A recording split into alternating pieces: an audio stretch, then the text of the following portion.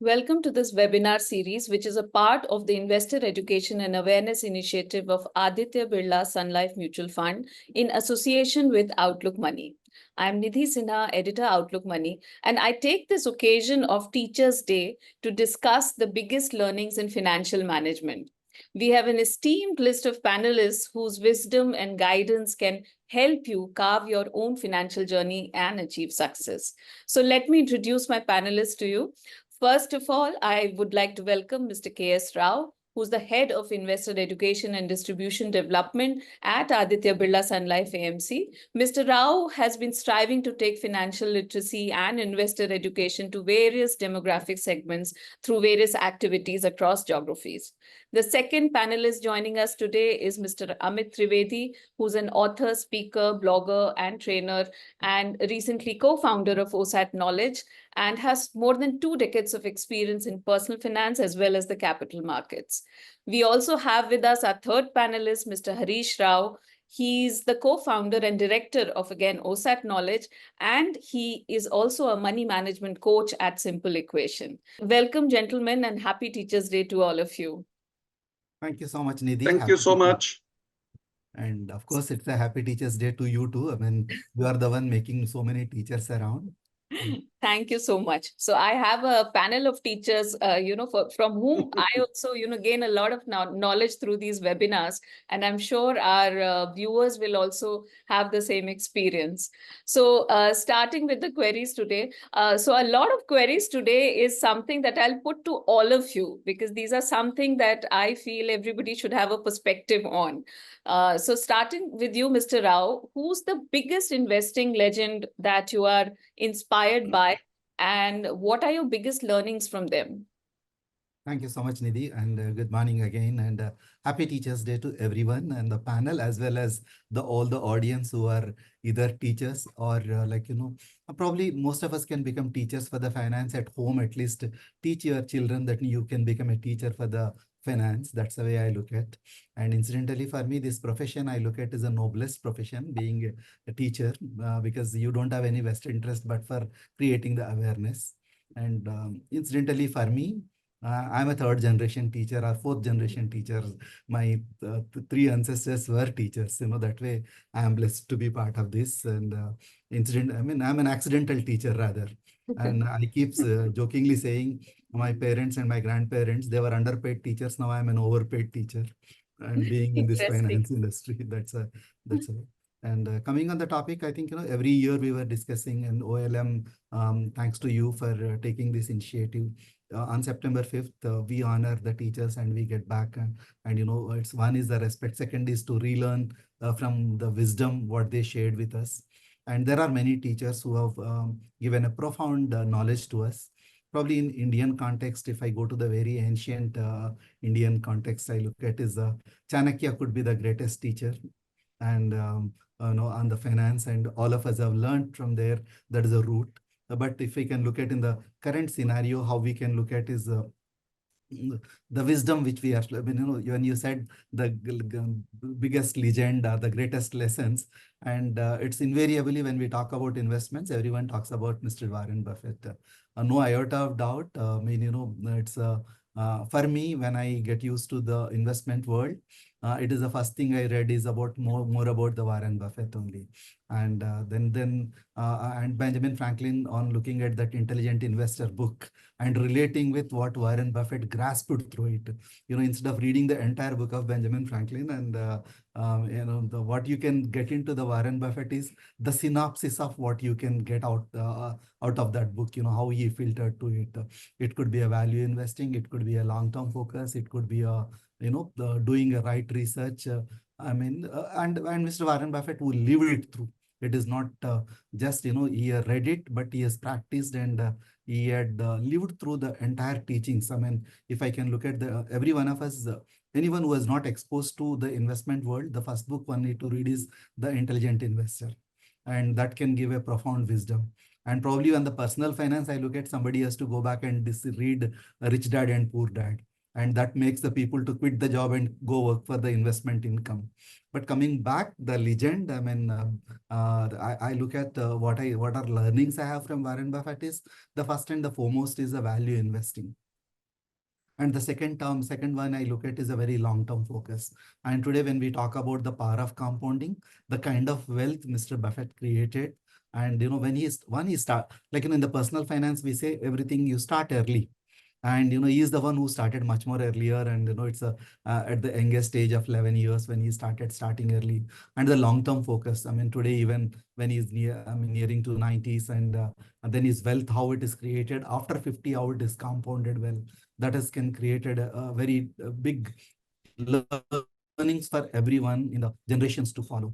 And when we follow Mr. Warren Buffett every year on his letters to the investors, you can see the kind of research he puts into it. Means, learning is never ending for him. The continuous learning from him, he puts it. And every time when we get back to the lessons, I mean, the letters when he write, that letter itself, if I can read, I remember myself and Harish, we used to do these programs called Lessons from the Legends. And the latest one, when you take, you need to have a thorough understanding, maybe an hour debate, what we need to talk. And in the process, what he has also taught us is to have a patience, probably during a period of his 80 years of investing now. I mean, the kind of ups and downs he had seen and the crises he has seen, and still hook to the market and stay with it.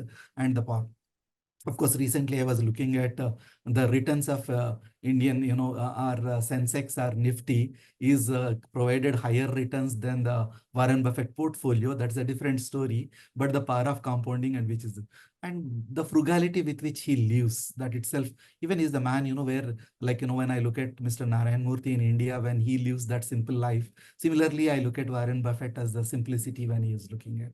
And like, for especially for the stock investors, if not for the mutual fund investors, is the lesson which I learned from him is the margin of the safety.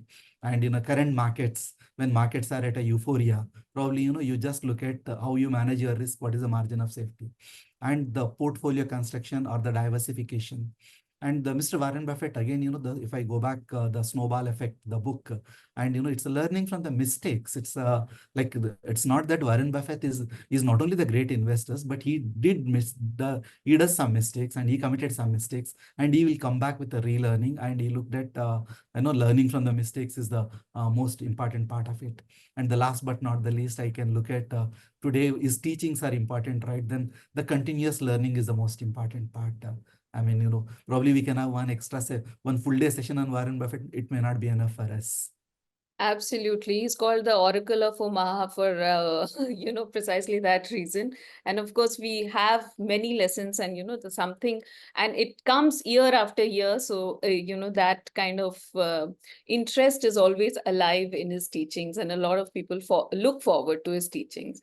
Now, coming to you, Mr. Trivedi, who's the investing guru that you would like to talk about today? And what are the learnings from him?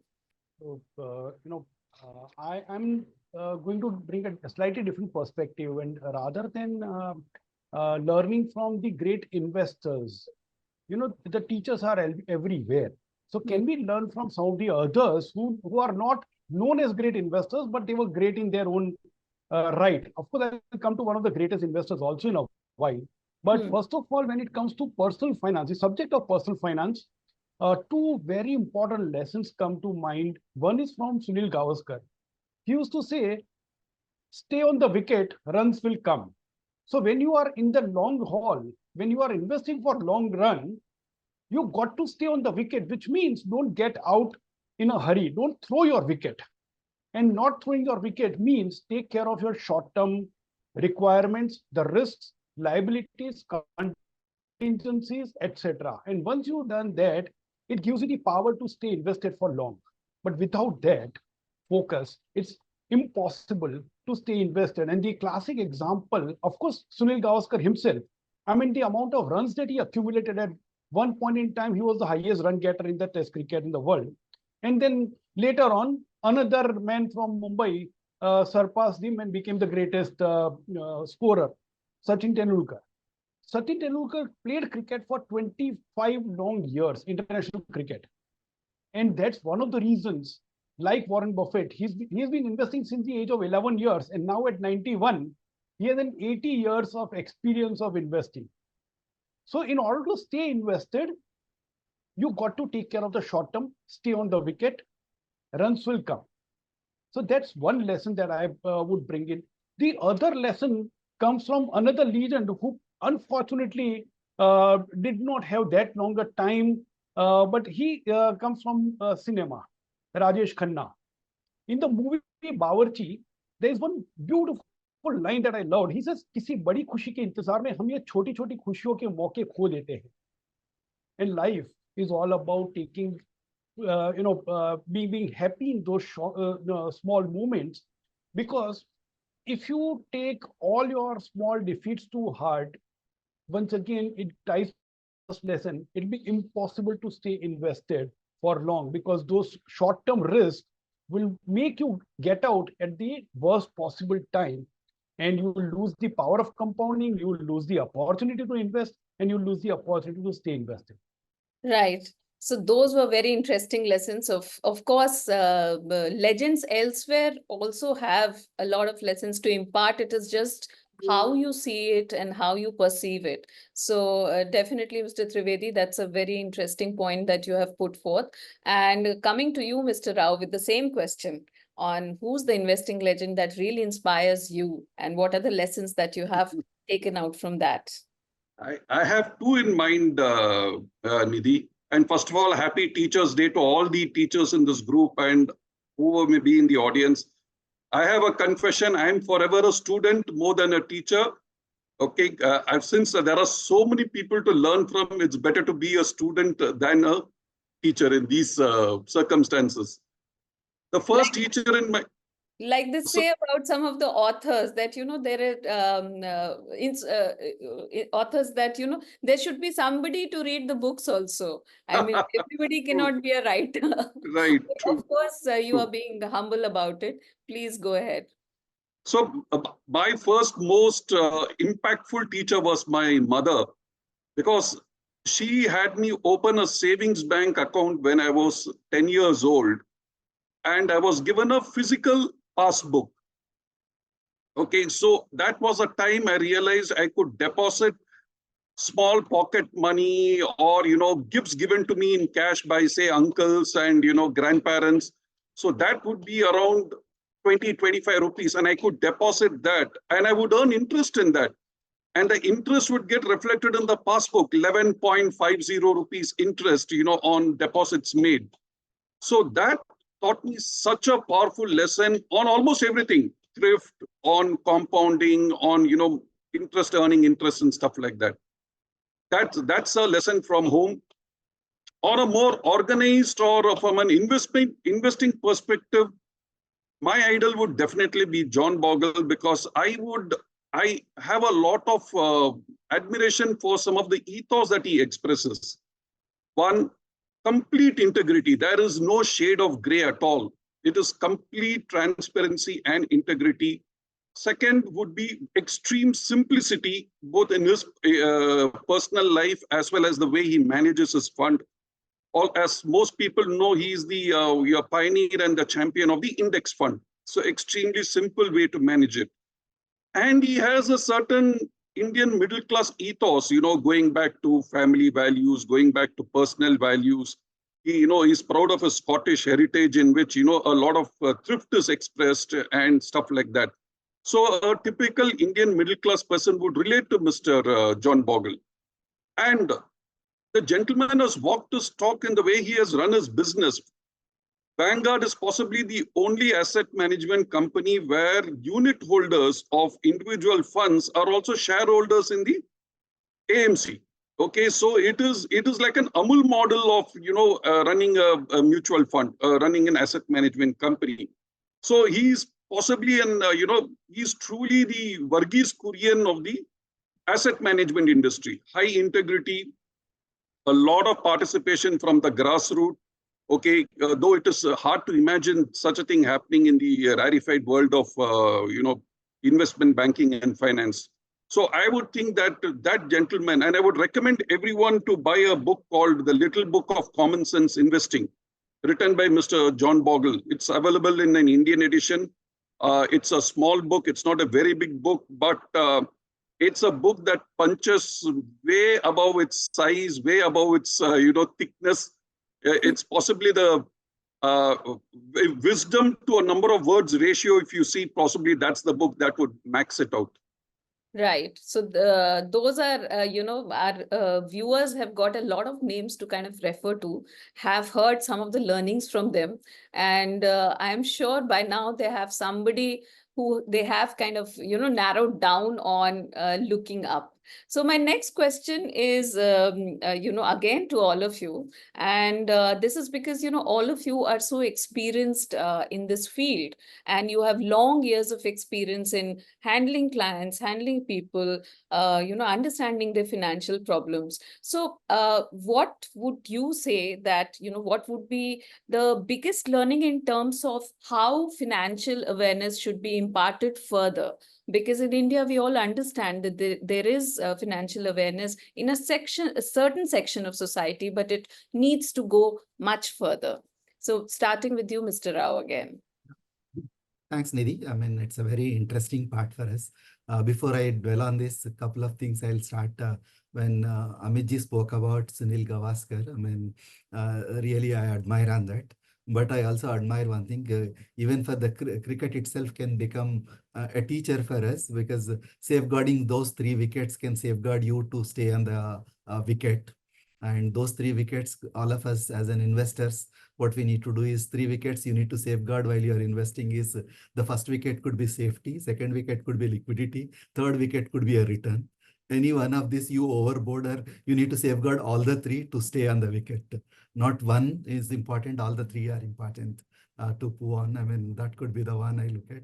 And when Harish said about John Bogle, probably the other book of Mr. Bogle's book I recommend to is, the book is called The Enough. And we continue to invest our money, and probably I have seen investors who are with a 1 crore corpus very happy. There are investors with 100 crores, they are not happy. Either way I have seen. When then there's a question to ask is, when is that enough can come to you? Then you can have a profound, I mean, you don't live out of greed and fear. Probably you can live out of joy to spend too sometimes while investing. Taking that apart and coming back to the, how to nudge and what is that investor awareness. You are very right, Nidhi. And first of all, I congratulate you at Outlook Money. The kind of education you are imparting is a phenomenal one. I mean, probably, helping all of us to reach millions of people. And even the Outlook Money is changing the outlook on the money for the people today. Thank you so much, Mr. Rao, for that. And really, I mean, I'm very glad, even for us, for me, Amit and Harish, all of us, this could be, few hundreds of webinars we would have done over a period of time, and, our partnership. And here, I'm sure Amit and Harish, they can dwell more on this, but I would like to say something. I mean, how this challenge and what is the learnings, what has happened at mutual fund industry today. If we are looking at, the industry is growing and SIP book is becoming better.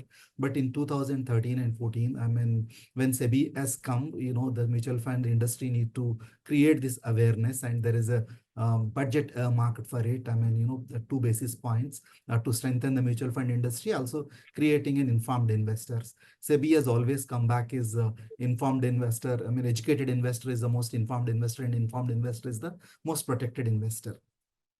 That was the period of time, 2013 and 14. It is a little longer bear market. People are not looking at mutual funds, and industry is more known as a that mandatory compliance. I mean, the mutual funds are subject to market risk. People were viewing mutual fund in itself is a very risky one. And we had a long debates. Our whole idea, the challenge at that point of the time was nudging the individual investors. And most of them, they have an intention to invest, but they don't have an action to invest. And understanding, I mean, fear of risk is more than the understanding the risk.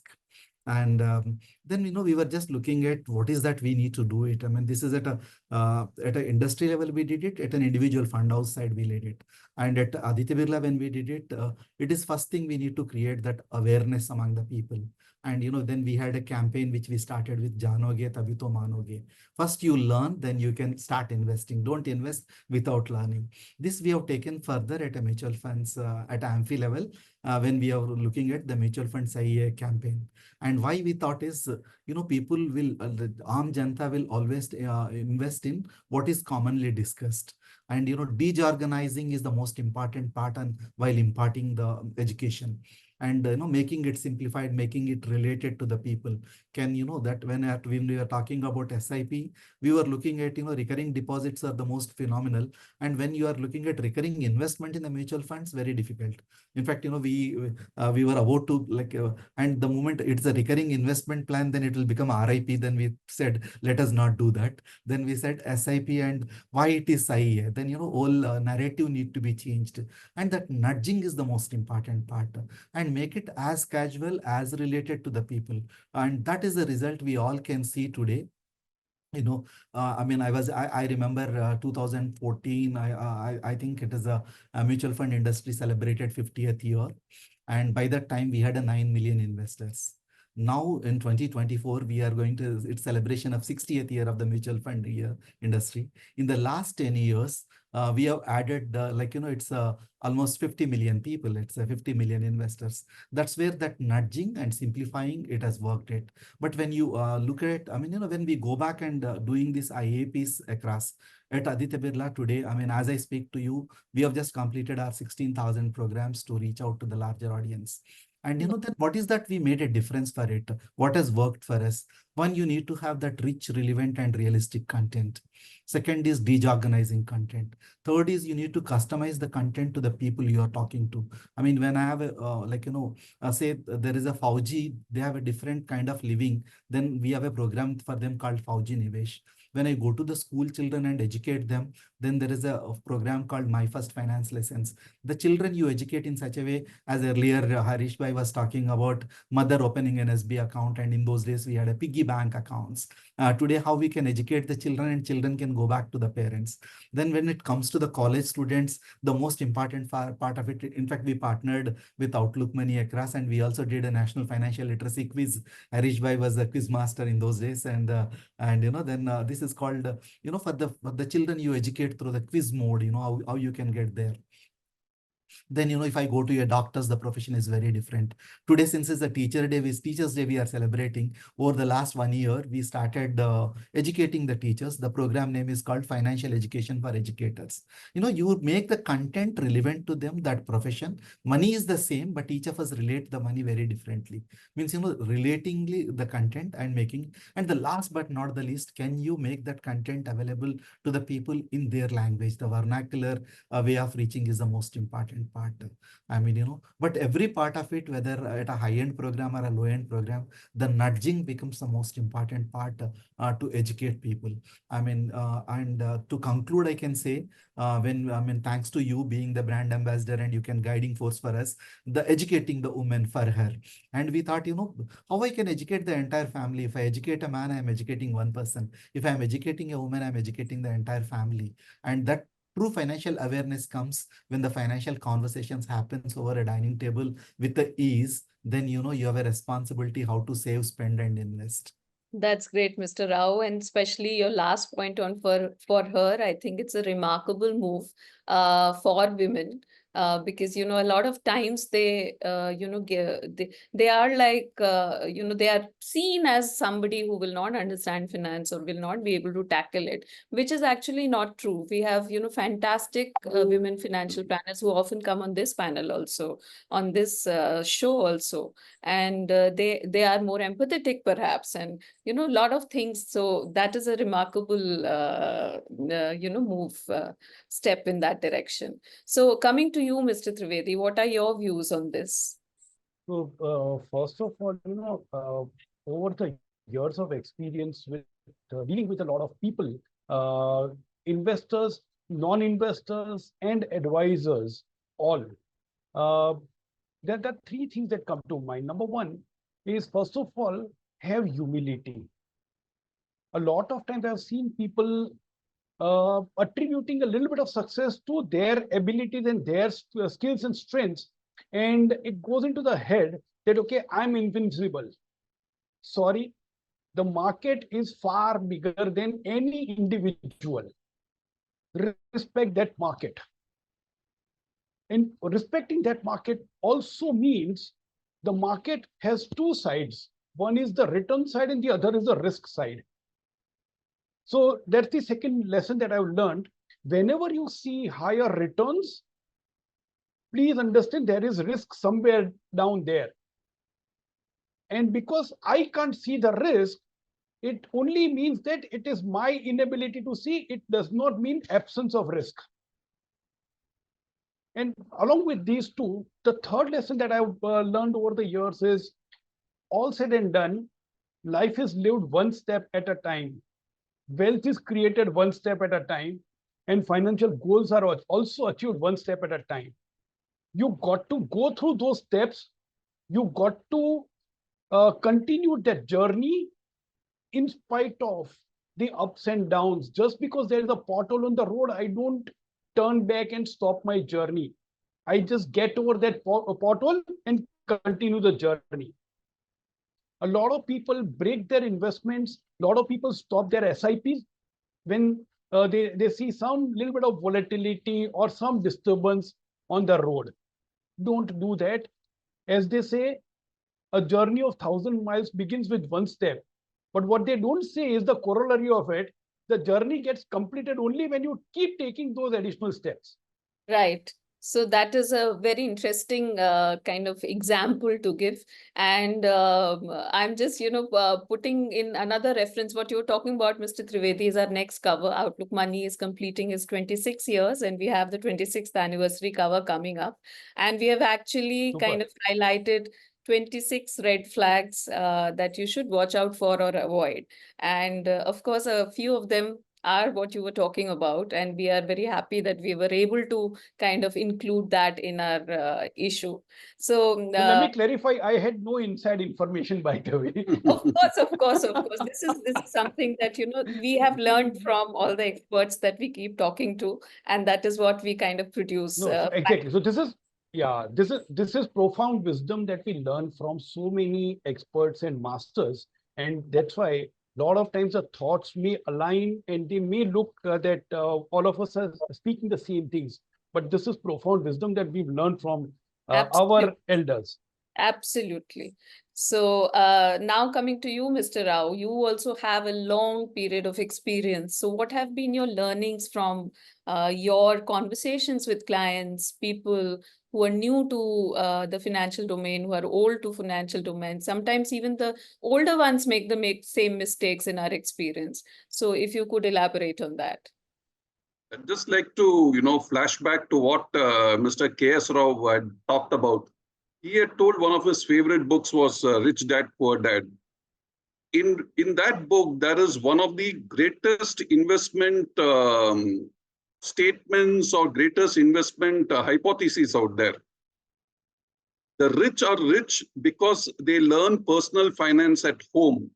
The poor are poor because they are taught personal finance in school. Okay. So if you want to be really good in personal finance, it's your mother and father who have to start teaching you that. And more than teaching, I think it has to be validated by their demonstration of certain, personal finance principles. Two things that come to mind, which even if you have 1,000,000 seminars, it cannot be taught. Okay. One is delayed gratification. That is, sacrificing pleasure at this point in time for rewards later on. Okay. If your parents or your for example, if your elder brother demonstrated it, okay, not going out to play, focusing on studies, saying that, there will always be time to play after my exams are over.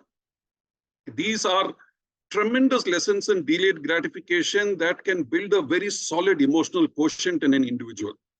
That is one example. Second example is pay yourself first, what we call an SIP in the beginning of the month. Okay, or expenses, income minus savings equals expenses, not income minus expenses equals savings. So if every parent manages to, just teach these two things by their demonstration at the household, you will have a, whole population of very emotionally stable and, financially ready individuals, whatever be their income levels. Okay. So that is what is really important. And once that extremely strong foundation is laid, you're going to have a, a population of investors who are going to embrace very disciplined investing, like what Amit Bhai said, one step at a time. These are, these are going to be people who will embrace things one step at a time, who will know what is the concept of a calculated risk, who will know, what is genuinely a long-term horizon, who will know diversification, etc. So I think if you have a household which, gives the proper foundation for personal finance, you will have a nation which is possibly 75% ready already. Then all that we guys are doing is just some finishing touches. That's it. Right. So financial awareness begins at home is a very strong and important point, and it can begin at home only if the parents or the elders of the family, the guardians, Exactly. are aware and inculcate those basic values in their children. So that is almost bringing me to the end of the session, but with a very important question again to all the three of you is the takeaways that our readers can take today from you guys. So what is the biggest lesson that you would want to impart to our viewers and readers today when it comes to financial management? There are multiple lessons we can always learn, and we always need to go back to that learnings, keep on doing. I mean, when Harish Bhai was talking about delayed gratification, I mean, I say, if I need to get the right literacy, the alphabets is ABC, we start with it. But when in financial literacy, the letters are something like a D, I, and P. And the D stand, you have to take a dip at the financial literacy. That dip is DIP, that is a delayed gratification, the most important part which he spoke about. Then the second one we always ignore is the impact of the inflation on your finances. And third one, little savings when you start, how that can work, whether you are investing in the stock market or whether investing in a fixed deposit or a postal deposit. All that works is, over a period of, in the long term, this is the power of compounding creates that wealth. Means, if you have that power of compounding, I mean, while you invest through the SIP, but don't forget that dip part of it. And another lesson I always look at is, however you plan for your finances, don't forget to have that emergency fund, the importance of emergency fund. I mean, we should not ignore on that emergency fund, because once you have that emergency fund, other things will take over and your asset allocation become very right. If you are not having an emergency fund, there is a possibility you forget that dip, but you take a dip from your money and you take out. And, for example, my long-term retirement fund, I will take a dip and currently I use for something else. There could be a great offering on the latest car which is coming in, then I will take there. That's and have that. Means, keep prima facie, get that financial goals, follow the dip, and have that emergency fund.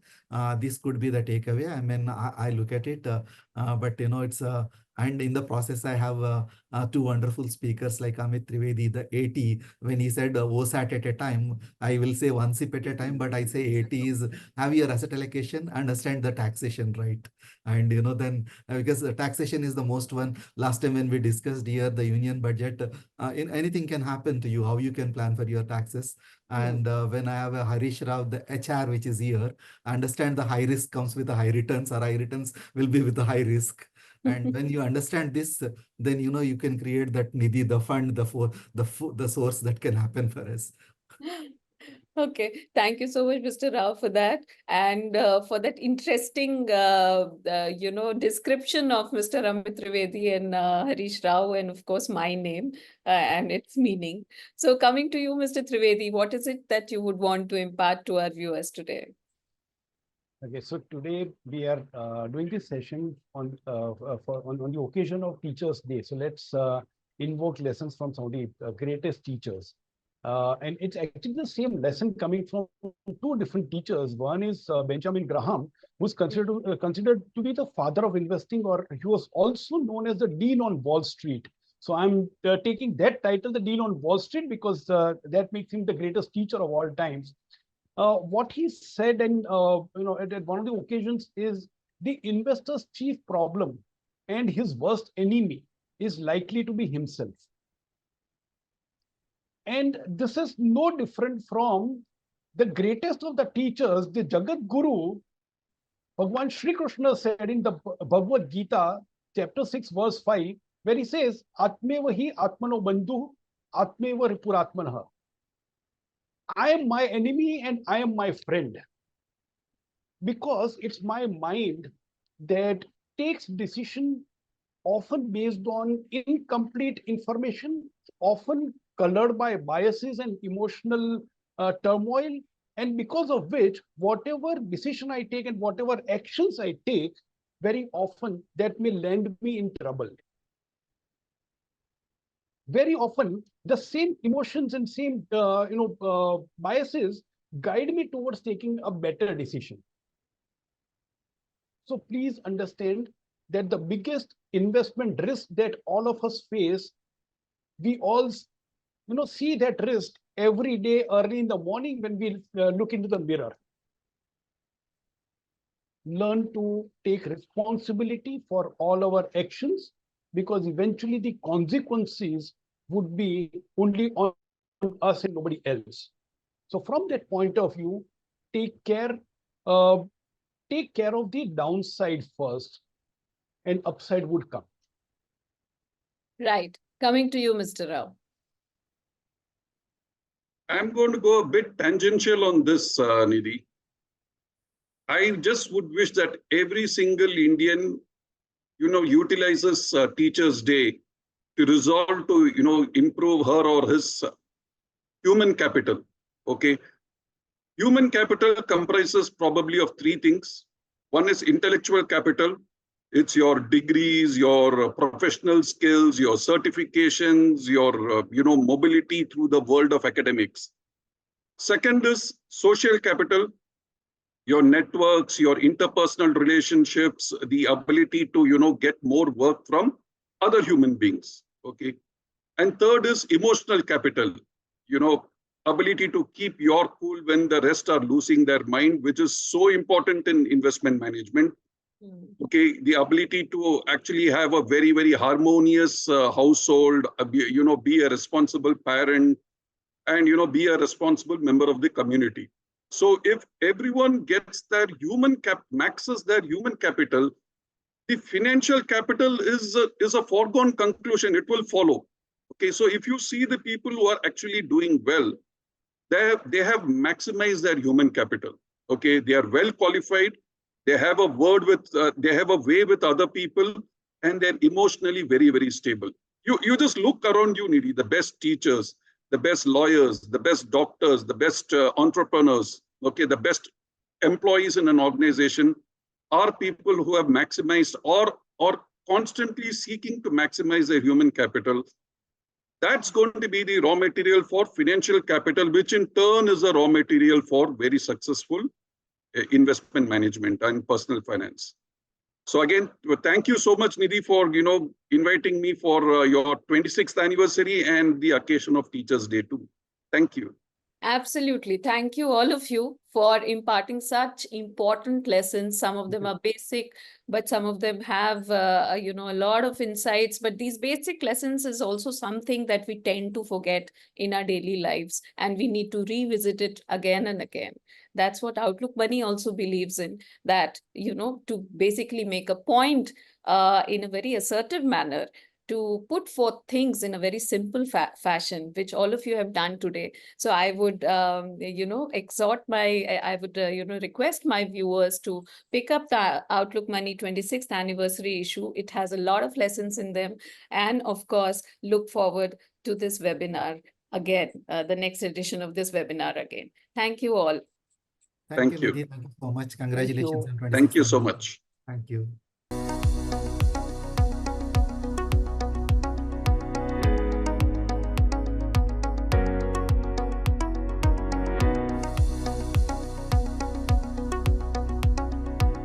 Mutual fund investments are subject to market risks. Read all scheme-related documents carefully.